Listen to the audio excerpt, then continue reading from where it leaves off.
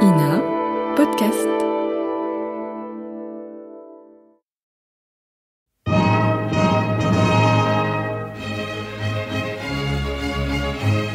Bon baiser de partout.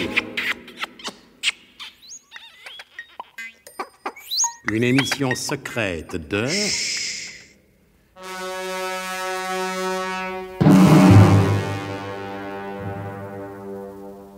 Donc, et bien qu'il n'ait donné jusqu'à présent ni au colonel ni à nous-mêmes aucune explication rationnelle du phénomène, Nicolas Loroidec se trouve transporté 100 ans en arrière.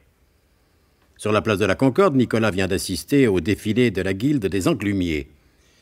Il a reconnu dans la personne du commandant à la tête de l'arrière-garde son arrière-grand-père Maximilien Chrysostome Loroidec, et la foule est telle qu'il n'est pas question pour Nicolas d'approcher son parent.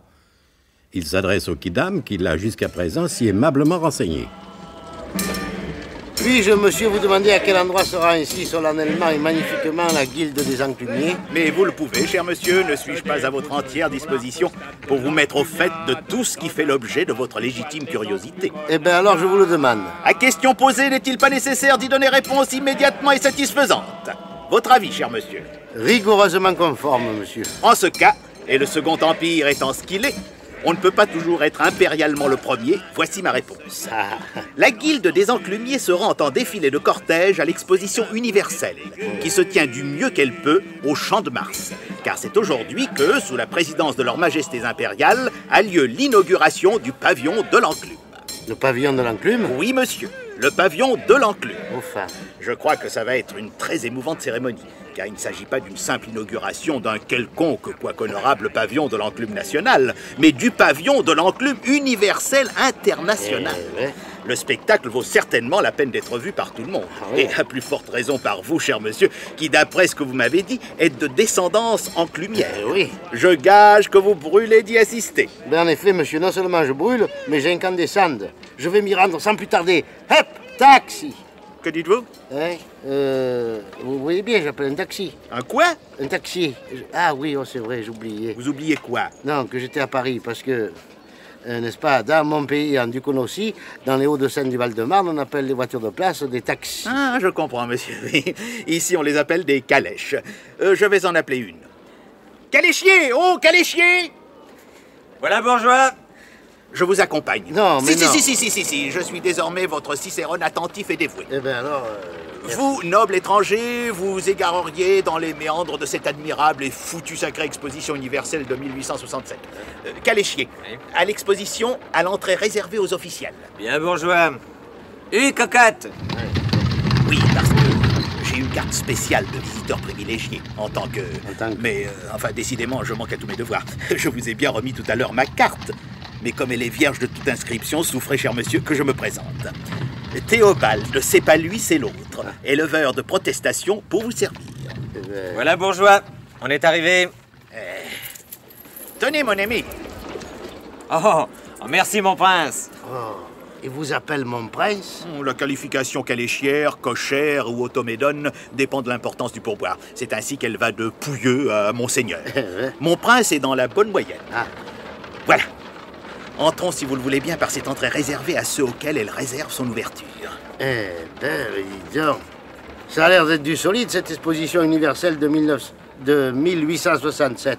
Oh là là, j'ai du mal à m'y faire. Détrompez-vous, ce n'est pas une exposition de mammifères, comme vous le dites, mais celle du triomphe du fer. Oui, le fait est que tout a l'air d'être construit en fer. Salé, monsieur, salé. Ah oui, en fer salé, de surcroît. L'exposition ne se refuse rien. En somme, il y a beaucoup de fer. Jugez-en, monsieur, en écoutant ce qu'est en train de dire tout proche de nous le maréchal de MacMahon. Que de fer, que de fer. Ainsi, c'est là le fameux maréchal de MacMahon? Oui, le glorieux maréchal de MacMahon, le vainqueur de Malakoff et de Magenta. Et d'après ce que disent d'aucuns augures de la politique, futur président de la République. Un homme remarquable, qui, bien que fermenteau et n'ouvrant pas de bonheur, n'en est pas moins un remarquable spécialiste des paroles historiques marquées au coin du bon sens et de la logique. Et alors, où se trouve le pavillon de l'enclume? Près du pavillon, des ponts métalliques à destination des chemins de fer russes et des locomotives pour les chemins de fer anglais. Mais nous avons le temps. La guilde des enclumiers ne sera pas là avant un bon moment. Vous croyez? Nous allons en attendant faire un petit tour, histoire de jeter un petit coup d'œil universel. Ce parc fleuri, ne vous tente-t-il pas? Eh bien, si fait, monsieur... Monsieur comment, déjà? Théobald, c'est pas lui, c'est l'autre. Ah oui, c'est ça, en effet. Pour du parc fleuri, hein, c'est du beau parc fleuri. Et n'éprouvez-vous pas le besoin de vous rafraîchir quelque peu? Ben, si fait, monsieur, oui, si fait. Alors suivez-vous. Ah, suivez-vous, suivez-moi. Suivez-moi. Ah bon, j'ai cru comprendre. Nous allons nous installer à la terrasse d'une de ces charmantes maisons rustiques dont on a eu l'excellente idée de semer l'exposition. Mais oui. Cette rustique maison russe, vous convient-elle? Mais oh là, à merveille, elle est splendide. Toute rutilante d'or, d'argent et de pierreries. Voici d'ailleurs le maréchal de MacMahon qui s'y installe Encore et lui. la commente. Que d'or, que d'argent, que de pierreries, que de pierreries. Oh, charmantes ces hôtesses. N'est-ce pas? Chaque pavillon a ses hôtesses en costume national. Elles sont d'ailleurs d'origine. Eh ben, Petit frère, vous prenez quoi donc? Qu'est-ce que vous prenez? je m'en remets à vous. Qu'est-ce que vous nous proposez, ravissante fleur des steppes de l'Asie centrale? Eh bien, bord, zakouski, caviar, vodka, sirop d'esturgeon Souvarov, hareng baltique, saucisse petite paire du peuple, chou rouge, petite mer caspienne. Bon, eh ben faites-nous une assiette anglaise de tout ça. Jolie fleur des Carpates et du mont Chauve de Moussorski. Alors, comment trouvez-vous ce décor? Eh ben, théâtral, cher monsieur, c'est pas moi, c'est lui. Non, c'est pas lui, c'est l'autre. Oui, c'est pas l'autre. Théobald, c'est pas lui, c'est l'autre. C'est l'autre. Ne c'est vous ça. excusez pas, mon nom prête souvent à confusion. Ouais, ouais. Et j'aurai mauvaise grâce à m'en formaliser. Splendide. Oh, cette pièce d'eau, là, devant nous. C'est une pièce d'eau d'origine et d'époque. Oh là. Une pièce d'eau unique, en quelque sorte. Eh ben. Ah oui, elle est très belle. Ah. D'ailleurs, elle a été installée par des ingénieurs spécialistes du fer liquide des usines du Creusot. Ah ben alors, vous m'en direz tant. Oh, mais dites, Hein? n'est-ce pas le maréchal MacMahon qui se tient là, à son bord? Eh ben, en effet, c'est encore lui. Oui, c'est bien lui. Comme il a l'air songeur et préoccupé. Son front se plisse sous l'effort. Eh oui, il s'entraîne. Il s'entraîne à quoi? D'après ce que j'ai entendu dire, il s'entraîne en vue de prononcer sa plus belle phrase historique. Quelle phrase historique? Oh ben, tout Théobald, c'est pas lui, c'est l'autre que je suis. Je ne suis pas pour autant prophète à pleine prophétie, ni voyant extralucide de la Mermour. Le mieux à faire est de prêter l'oreille et d'écouter ce qu'il murmure. Qui est ce personnage moustachu et à chevelure en bataille qui se tient auprès de lui? C'est son entraîneur. Son entraîneur? Oui, son entraîneur en paroles historiques. Un certain Alexandre Dumas de Misène ou Dumas de Cocagne, je ne me rappelle plus au juste. Tout ce que je sais, c'est que c'est le fils du général Alexandre d'Avry, de la pailletterie, dit Dumas, et le père d'un certain vicomte de Bragelonne marié à une certaine dame de Montsoreau. Fille elle-même d'un monteur de cristaux, laquelle, murmure-t-on sous cap et épée, aurait eu des bontés pour 3 mousquetaires, 20 ans après le décès de la reine Margot, lesquels, en remerciement, lui auraient fait don d'un collier ayant appartenu à la reine en question. Mais faisons silence et écoutons. Oui, écoutons. Répétez après moi, monsieur le maréchal. Que de fleurs, que de fleurs. Que de fleurs, que de fleurs. Bien, un peu plus ferme. Que d'herbe à présent. Que d'herbe, que d'herbe. Mieux, beaucoup mieux. On avance. Alors maintenant, que d'humidité, que d'humidité. Que d'humilité, que d'humilité. Non, monsieur le maréchal, non, c'est fort louable à vous, mais ce n'est pas que d'humilité, mais que d'humidité qu'il convient de vous exclamer. Humidité. Que d'humidité, que d'humidité. Bravo, parfait. Allons-y gaiement à présent.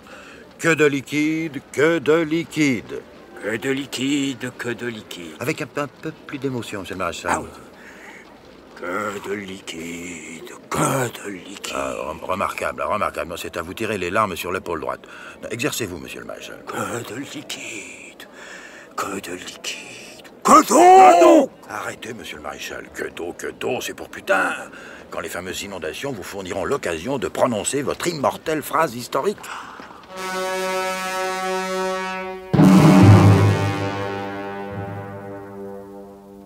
Ce dialogue historique viendra-t-il éclairer d'un jour nouveau la poursuite, un siècle plus tard, de la fameuse opération biglotronique Psychose toujours? Pour le savoir, je ne vois qu'un moyen. Ne pas manquer les prochains épisodes de notre grand feuilleton d'espionnage rétrospectif et d'anticipation. Bon baiser de partout. C'était Bon baiser de partout. Une émission secrète de... Pierre Dac et Louis Rognoni. Avec Jean Daguerre, Jacques Fayet, Marie-Jeanne Gardien, Jean-Patrick, Paul Prébois, Jacques Provin, Alain Roland. Décryptage et mise en code, Jean-Wilfried Garrett.